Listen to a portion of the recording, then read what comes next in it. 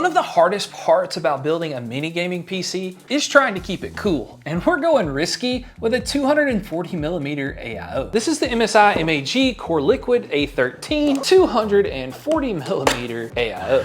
And according to the specs on the case, which we'll see in the next video, this should work out perfectly. One of the reasons I wanted to go with this particular AIO from MSI is because the part that goes on the CPU is not that tall, so it should work great in our small form factor case. And it's already got the fans installed, which is a huge W. This supports a lot of different CPUs, but we're gonna be using this Intel Core Ultra, which is good news for us because we don't have to change out the water block screws. Now, Intel motherboards don't come with a back plate, so we are gonna have to use the pre-included back plate and stick it on the back of our motherboard so the screws have somewhere to go. Now, the next step is a little bit controversial. Some people do it one way and some people do it the other. Since this is a mini ITX PC and I'm afraid I won't be able to tighten really good inside the case, I'm gonna go ahead and install the CPU water block onto the motherboard before we put it in the case. So to do that, we're gonna use the thermal paste that came with the cooler. And with Intel CPUs, I kind of like to make an X, but that didn't work out. We'd like to kind of imagine how the CPU cooler is gonna be mounted in the case, which I think for ours is gonna be like this. So I'm gonna imagine that the water block will go like this with the MSI logo facing up. And we're gonna line up these 4 screws with the holes for that back plate.